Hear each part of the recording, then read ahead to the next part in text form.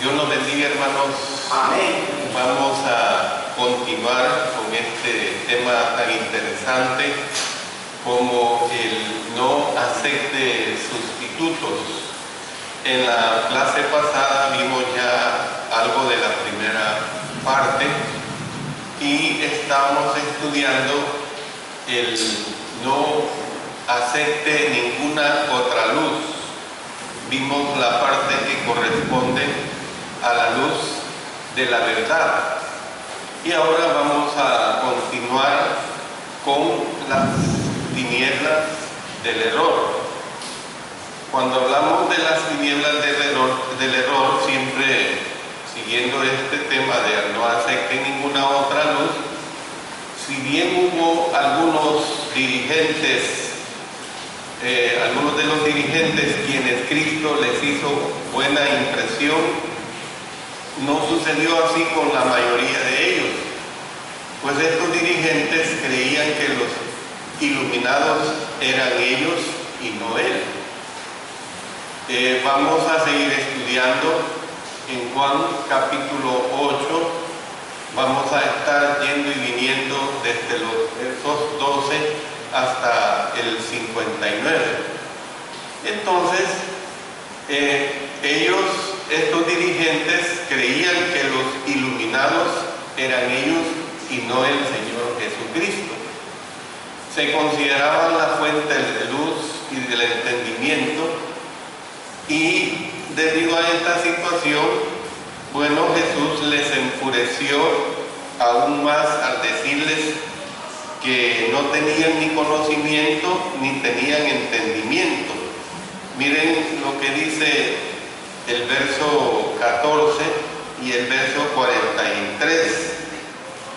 Dice: respondió Jesús y les dijo: aunque yo doy testimonio acerca de mí mismo, mi testimonio es verdadero, porque sé de dónde he venido y a dónde voy, pero vosotros no sabéis de dónde vengo ni a dónde voy. Verso 43.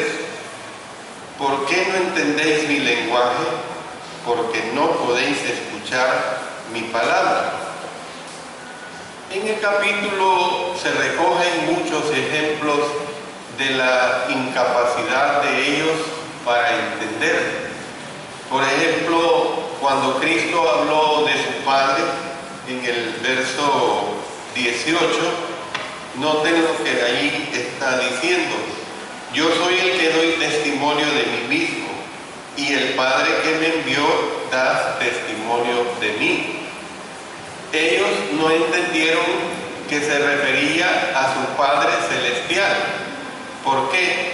Miren lo que dice los versos 19 y también el verso 27. Ellos le dijeron: ¿dónde está tu Padre? Respondió Jesús: ni a mí me conocéis ni a mi Padre. Si a mí me conocieseis, también a mi Padre conocerías. Verso 27. Pero no entendieron que les hablaba del Padre. Cuando Jesús dijo que se iba y a qué lugar que él iba, o sea, lugar que él les decía que se estaba yendo, él les decía que ellos no podían ir. Noten el verso 21. Otra vez les dijo Jesús: yo me voy y me buscaréis, pero en vuestro pecado moriréis. A donde yo voy, vosotros no podéis venir. No entendieron que estaba hablando de ir al cielo. Y ellos conjeturaban que podía estar considerando la posibilidad de suicidarse. ¿Por qué digo esto? Noten el verso 22. Decían entonces los judíos: ¿acaso se matará a sí mismo, que dice: a donde yo voy, vosotros no podéis venir? ¿Ven? Entonces, ¿qué es lo que vemos? Que cuando el Señor anunció que la verdad les haría libres, aquí lo tenemos en el verso 32: y conoceréis la verdad, y la verdad os es un pasaje que se cita muy a menudo, incluso lo citan mucho los religiosos, los políticos, ¿ven? Por lo general se aplica a un concepto global de la verdad, en la manera como se cita. Sin embargo, en el contexto, o sea, en lo que aquí se está discutiendo, hermanos, se refiere a la verdad espiritual que habló Jesús, especialmente la verdad de que quién era Él y qué había venido a hacer. ¿Quién era Él y qué había venido a hacer? Eso es específicamente a lo que se refiere: y conoceréis la verdad, y la verdad os hará libres. Esa verdad los haría libres de la tiranía de la ley y de todas las tradiciones humanas que se le habían añadido a esta situación. Entonces nosotros podemos ver, hermanos, que ellos lo relacionaron con ser libres en lo político y dijeron: linaje de Abraham somos y jamás hemos sido esclavos de nadie. Ahí lo dicen en el verso 33. ¿Ve? Mire, era curioso que ellos se expresasen así de esta manera, porque era extraño que afirmaran esto, pues los israelitas habían sido esclavos de Babilonia y de Persia. En los tiempos antiguos testamentarios fueron esclavos de Babilonia por 70 años, fueron esclavos de Persia. Bueno, durante el tiempo en que Cristo vino, en ese tiempo que Cristo les estaba hablando, que Cristo les estaba enseñando, que Cristo estaba en su ministerio, los judíos, hermanos, eran súbditos de Roma. Y ellos dicen con una franqueza bien espetulante que no habían sido esclavos de nadie. Era simplemente porque no querían aceptar lo que el Señor les estaba diciendo. Entonces, Jesús, por supuesto, estaba pensando en que ellos serían libres en lo espiritual. Este es el concepto que el Señor les está diciendo. Ustedes van a ser libres en lo espiritual, especialmente en que serían libres de la culpa y del poder del pecado. Noten los versos 34 y 36. Jesús les respondió: de cierto os digo, que todo aquel que hace pecado, esclavo es del pecado. Así que, si el Hijo os libertare, seréis verdaderamente libres. O sea, ¿en qué sentido era esa libertad?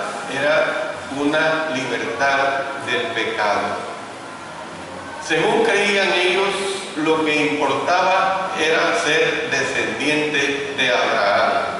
Vamos a leer 4 versículos que connotan esta situación que ellos manifestaban. Vamos a empezar con el verso 33. Le respondieron: linaje de Abraham somos y jamás hemos sido esclavos de nadie. ¿Cómo dices tú, seréis libres? Verso 39. Respondieron y le dijeron: nuestro padre es Abraham.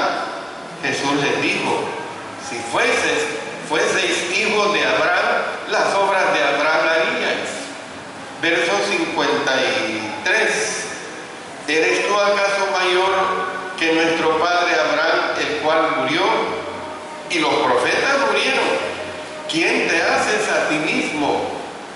Luego, verso 56. Abraham vuestro padre se gozó de que había de ver mi día, y lo vio y se gozó. No se daban cuenta de que era más importante ser descendientes espirituales de aquel varón de fe. Es decir, no se daban cuenta de que era más importante ser descendientes de nuestro Señor Jesucristo. Noten los versos 37 y 39. sé que sois descendientes de Abraham, pero procuráis matarme, porque mi palabra no haya cabida en vosotros. Respondieron y le dijeron: nuestro padre Abraham es Abraham. Y Jesús les dijo: si fueseis hijos de Abraham, las obras de Abraham haríais. ¿Ven? Entonces, miren, esto tiene relación, si vamos a Romanos capítulo 2 y veamos los versos 28 y 29 de Romanos capítulo 2. Miren lo que dice: pues no es judío el que lo es exteriormente, ni es la circuncisión la que se hace exteriormente en la carne, sino que es judío el que lo es en lo interior, y la circuncisión es la del corazón, en espíritu, no en letra, la alabanza del cual no viene de los hombres, sino de Dios. También creían que Dios era el Padre espiritual de ellos, hablando de estos dirigentes. Miren el verso 41: vosotros hacéis las obras de vuestro padre. Entonces le dijeron: nosotros no somos nacidos de fornicación, un padre tenemos que es Dios. Miren hasta dónde llegaban ellos. Creían que Dios era el Padre espiritual de ellos. No entendían que al desechar a Jesús estaban llevando a cabo la voluntad del verdadero Padre de ellos, o sea, el diablo. Versos 37 y 38 dice: sé que sois descendientes de Abraham, pero procuráis matarme, porque mi palabra no haya cabida en vosotros. Yo hablo lo que he visto hacer cerca del Padre, y vosotros hacéis lo que habéis oído cerca de vuestro Padre. Y noten también los versos 40 y 41. Pero ahora procuráis matarme a mí, hombre que os he hablado la verdad, la cual he oído de Dios. ¿No hizo esto Abraham? Vosotros hacéis las obras de vuestro padre. Entonces le dijeron: nosotros no somos nacidos de fornicación, un padre tenemos que es Dios. Verso 44: vosotros sois de vuestro padre el diablo, y los deseos de vuestro padre queréis hacer. Él ha sido homicida desde el principio y no ha permanecido en la verdad, porque no hay verdad en él. Cuando habla mentira. Cuando habla mentira, de suyo habla, porque es mentiroso y padre de mentira. ¿Ven? Entonces, hermanos, Juan capítulo 8, verso 44, es una de las aseveraciones más concisas de la Biblia acerca del diablo y su obra. Es probable que la expresión que se usa acá, homicida desde el principio, se refiere a que indujo a Eva a pecar, lo cual hizo que entrara la muerte física en el mundo. Entonces vemos, hermanos, que cuando Cristo dijo que los que creyeran en Él nunca verían muerte, ahí lo vemos en el verso 51, los dirigentes pensaron que se refería a la muerte física. Noten los versos 52 y 53. Entonces los judíos le dijeron: ahora conocemos que tienes demonio. Abraham murió y los profetas, y tú dices: el que guarda mi palabra nunca sufrirá muerte. ¿Eres tú acaso mayor que nuestro padre Abraham, el cual murió y los profetas murieron? ¿Quién te haces a ti mismo? Bueno, sin embargo, Jesús, hermanos, estaba pensando en la muerte espiritual. Él estaba diciendo que los que creen en Él y guardan su palabra no se separarán de Dios en esta vida.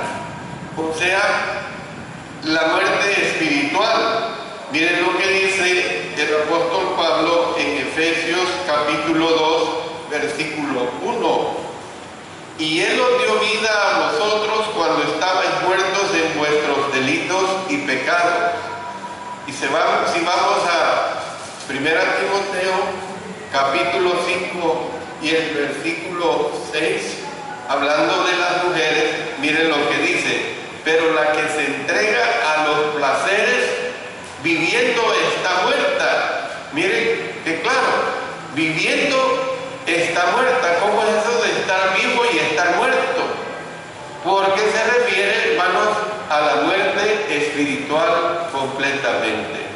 Es decir, cuando se está hablando así de esta manera, Jesús estaba pensando en la muerte espiritual, que los que creen en Él y guardan su palabra no se separarán de Dios en esta vida, ni irán al infierno después de esta vida, o sea, la segunda muerte.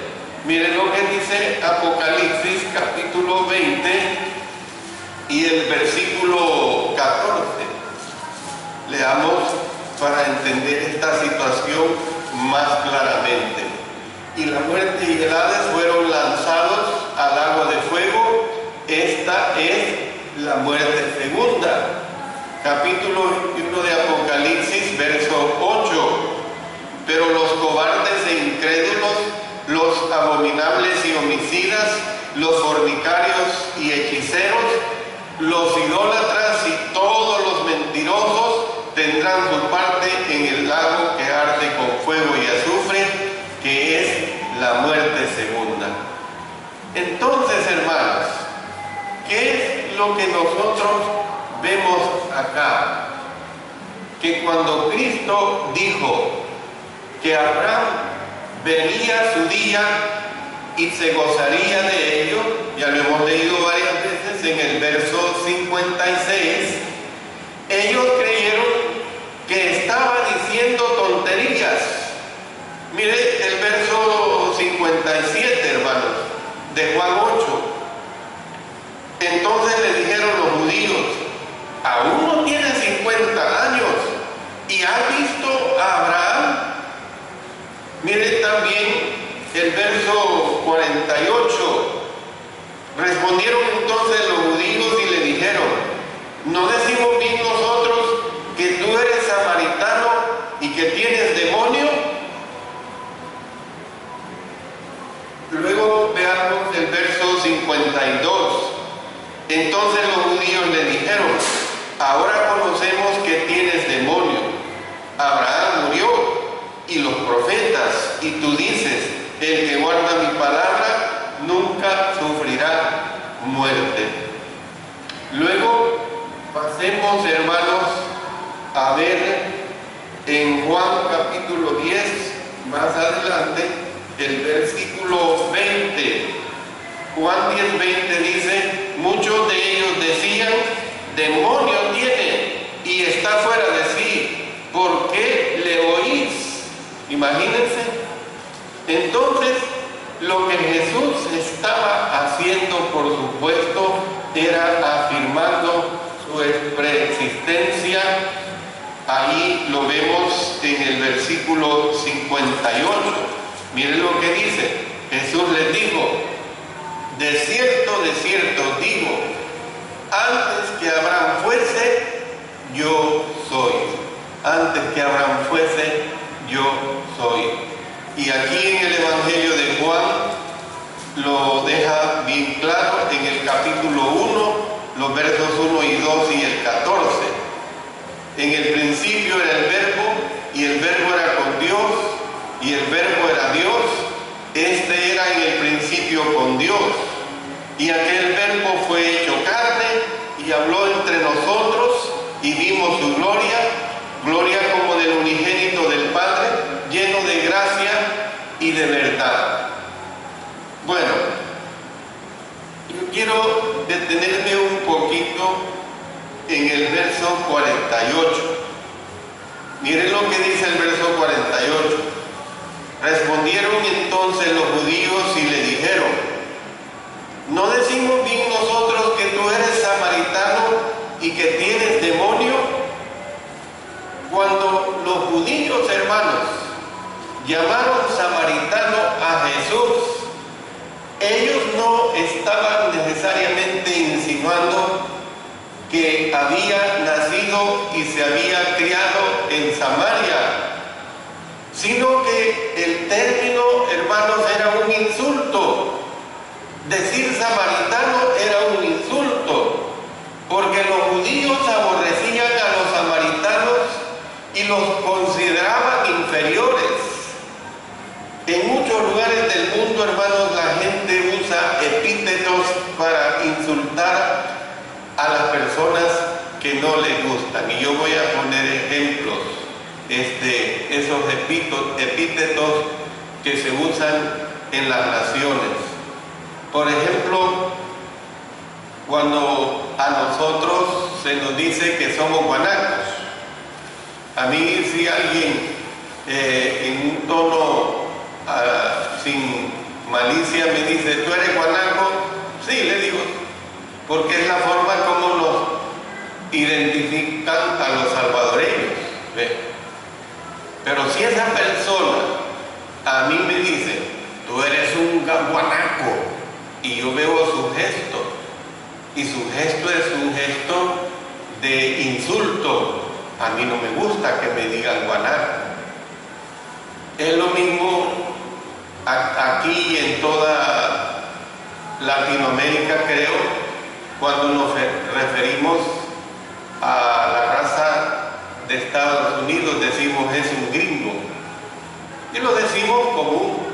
Incluso cuando se ha dado una casualidad, podemos hasta decir: hermanos, van a venir dos hermanos gringos, y estamos diciendo dos hermanos de Estados Unidos.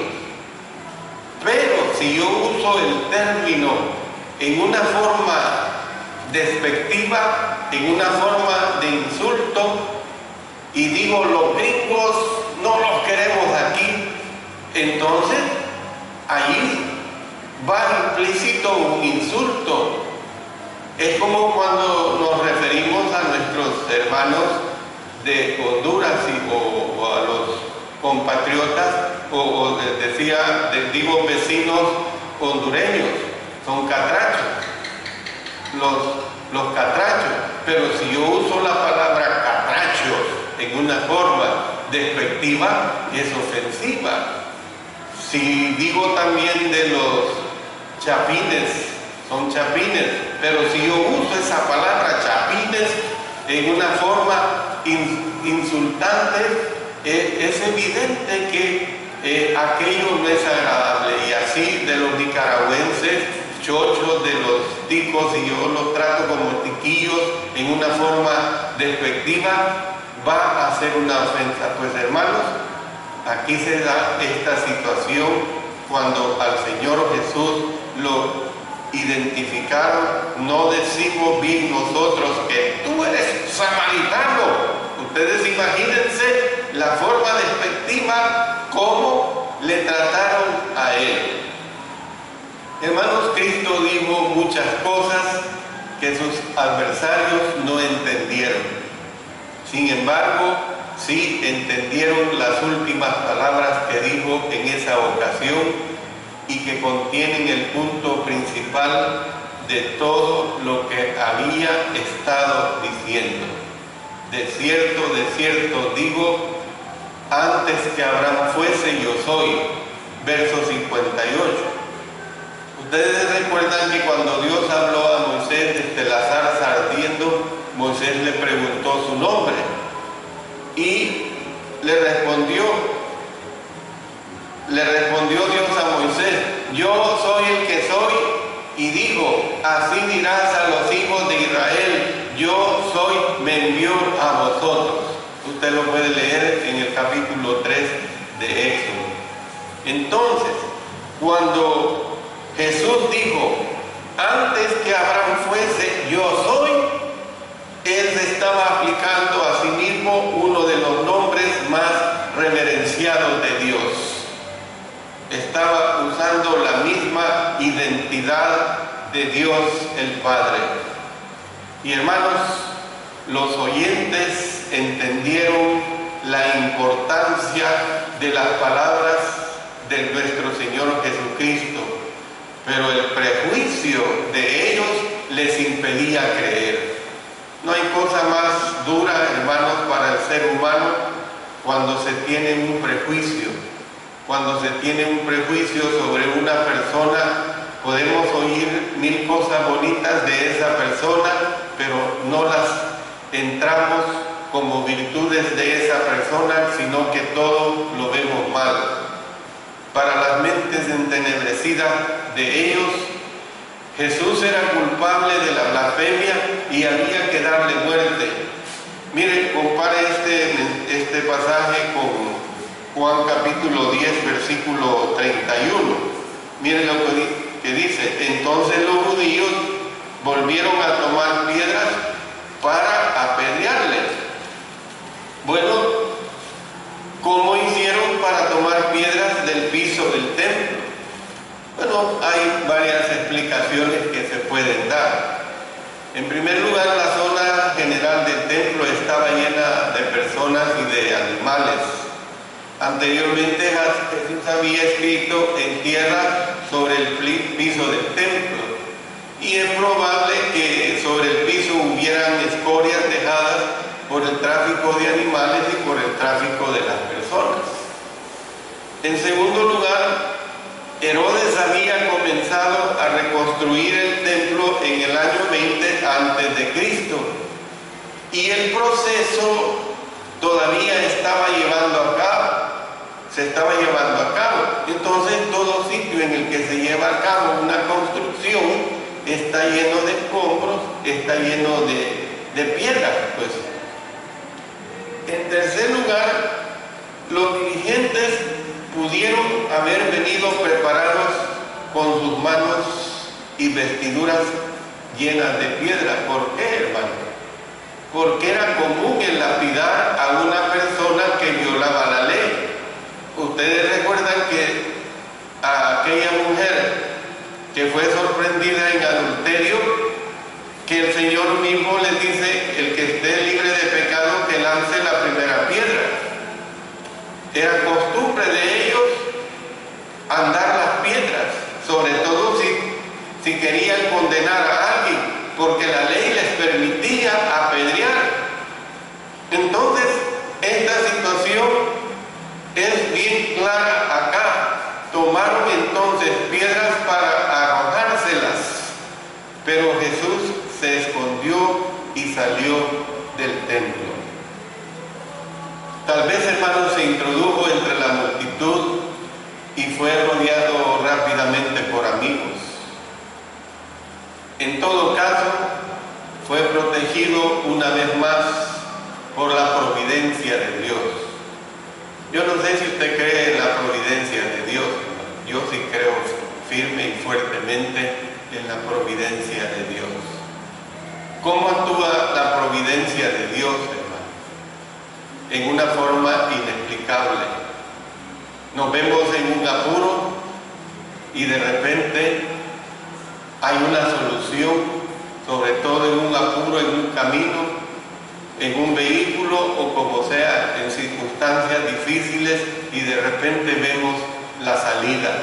Esa, hermanos, es la providencia de Dios. En el caso del Señor Jesucristo, el versículo 20 dice: porque aún no había llegado su hora. A veces, hermanos, con el fin de trazar un marcado contraste, decimos: tan diferentes como la luz y las tinieblas, tan diferentes como la luz y las tinieblas. Jesús y las autoridades religiosas de su tiempo eran tan diferentes como la luz y las tinieblas.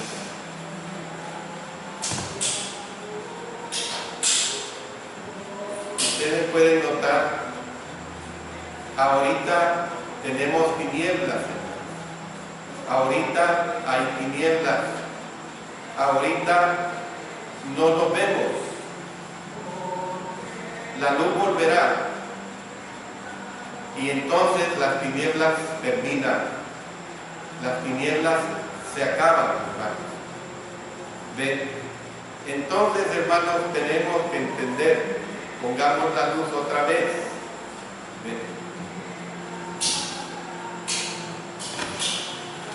¿Se dan cuenta, hermanos, lo que son las tinieblas? Tan diferentes como la luz y las tinieblas, Jesús y las autoridades religiosas de su tiempo eran tan diferentes como la luz y las tinieblas. Esa misma diferencia existe todavía entre el Señor y todo dirigente religioso que arrastre tras sí a los discípulos. Miren lo que dice en Hechos capítulo 20 y el versículo 30. Dice: y de vosotros mismos se levantarán hombres que hablen cosas perversas para arrastrar tras sí a los discípulos. Yo le digo, para terminar, hermanos, no se deje llevar por mal camino. Preste oído únicamente a las enseñanzas de Cristo y de sus apóstoles. No acepte sustitutos. Esa es la realidad. No se deje llevar por mal camino. Preste oído únicamente a las enseñanzas de Cristo y de sus apóstoles. No acepte sustitutos. Que el Señor nos bendiga.